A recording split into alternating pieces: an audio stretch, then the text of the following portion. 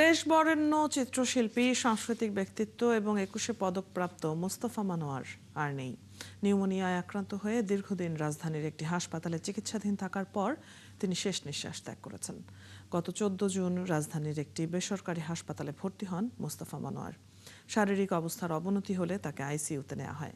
কয়েকদিন আগে তার ভেন্টিলেটর সাপোর্ট খুলে নেয় আশার আলো দেখা দিলেও পরে শারীরিক অবস্থার অবনতি হওয়ায় আবারও তাকে ভেন্টিলেটরে নেওয়া হয়। এর আগে তার স্ত্রী মেরি মনোয়ার জানিয়েছিলেন, ফুসফুসে মারাত্মক ব্যাকটেরিয়াজনিত সংক্রমণের কারণে তিনি সংকটাপন্ন অবস্থায় ছিলেন। ১৯৩৫ সালের ১ সেপ্টেম্বর মাগুরা জেলায় নাকল গ্রামে জন্মগ্রহণ করেন মোস্তফা মনোয়ার। তিনি প্রখ্যাত কবি গোলাম মোস্তফার সন্তান। দীর্ঘ কর্মজীবনে চিত্রকলা, শিশুতোষ অনুষ্ঠান নির্মাণ, টেলিভিশন ও সাংস্কৃতিক অঙ্গনে অসামান্য অবদান রেখে তিনি দেশের অন্যতম শ্রদ্ধেয় সাংস্কৃতিক ব্যক্তিত্ব হিসেবে প্রতিষ্ঠিত হন। শিল্প ও সংস্কৃতিতে বিশেষ অবদানের স্বীকৃতি হিসেবে ২০০৪ সালে তাকে ২১শে পদক দেওয়া হয়।